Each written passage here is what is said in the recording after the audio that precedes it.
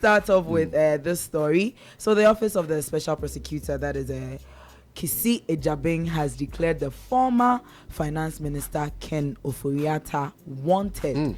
So he's wanted for alleged corruption and corruption-related activities. If you would remember, I think a few days back, news broke out that certain operatives, both military and police, had raided his residence. And then we've seen some CCTV footage coming out of the leader of the people who led, like the leader who led them into that raid and all that. Well, this morning he has had a press conference and he's saying that and he's leveled a number of cases against him actually. So the first one is strategic mobilization, Ghana Limited and GRA contract, procurement of ambulances, National Cathedral project, ECG and Beijing Technology Limited contract termination, and also GRA's tax refund account payments. But we have the video, so let's just listen to what he actually said. Ladies and gentlemen of the media, a few minutes ago, I signed a directive declaring a high-profile person a fugitive from justice. This person is wanted by the OSP to answer charges in respect of several cases, including the following. 1. Contractual arrangements between Strategic Mobilization Ghana Limited and the Ghana Revenue Authority for the stated objective of the enhancement of revenue assurance in the downstream petroleum sector, upstream petroleum production, and minerals and metals resources value chain. 2. Termination of a distribution, loss reduction, and associated network improvement project contract between the Electricity Company of Ghana Limited and Beijing Zhaochen Technology BXC. 3. Procurement of contractors and materials and activities and payments in respect of the National Cathedral project. 4. Activities and payments in respect of a contract awarded by the Ministry of Health, initially commenced by the Ministry for Special Development Initiatives, to Service Ghana Auto Group Limited for purchases and after-sales service and maintenance of 307 Mercedes-Benz Sprinter 305 CDI ambulances for the National Ambulance Service. And 5. Payments out of and utilization of the tax refund account of Ghana Revenue Authority. Ladies and gentlemen, Ken Ofori Atta, it's been declared wanted. Well, news going around is that he's somewhere in Guyana. Oh, and you know, in Guyana you can't actually be extradited. Yeah. So, well, I mean, it's alleged. But we're told that he's seeking medical attention abroad. So wherever he is, Guyana and abroad. Okay, well, I mean, technically it's abroad. No, maybe sir. But I mean, okay. Technically it's abroad. So I mean, you said a rumor, so I don't even want to dwell on that. But wherever he is, we're told, and by his lawyers, because they've responded to the OSP, that he's seeking medical attention abroad, and that's the reason why he can't appear in person now. But he will soon find himself in the jurisdiction, and he will make himself available. Yeah. So that's the news. There's no cause for alarm. No. So even though he's been declared a fugitive, I mean that's a big deal, right? Yeah, it's heavy. I've been declared a fugitive. Yeah. But I'm interested in the charges that are being leveled against him. Two actually stands out for me. One has got to do with the National Cathedral project. The reason why it stands out for me is that we've been told that government wasn't going to spend a dime on the construction of the National Cathedral project. Yeah, that's what they said. Yeah. But then later they went back on that. Yeah, so that's where my interest is, that, you know, because these guys, they bundle about a lot of untruths, you know, for if I'm being charitable, if I'm not, I'll say I'll use some other word, but no.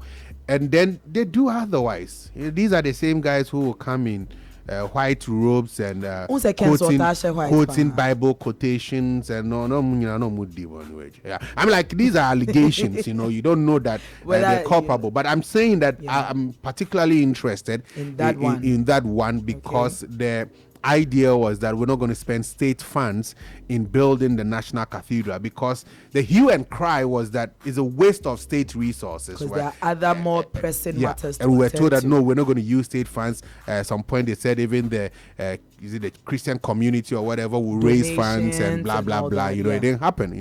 There's a big they financial. They didn't make donations, but they said it wasn't enough. Oh, so that place. They said how much has been sunk in? Is it $58 million dollars? And Nessa to me raise $1 million and say BBR. Yeah, so I'm interested in that one. And then also the procurement of the ambulances. The reason why I'm interested in that one is that the NPP government themselves took some members of the NDC to court on over the procurement of ambulances. I'm like, what is it with the procurement of ambulances that some money they there? I don't know, but I'm thinking that if the NPP government says that the NDC government did something wrong in the procurement of the ambulances, then they would be guided not to repeat similar mistakes. You understand? So if they did so, as some crocodile zombie, like yeah, I don't get it. So the two for me, the other ones, yes, I mean there are issues with it, but I would really hope, that something good. No, not that. I really hope that he comes into the jurisdiction and defend himself.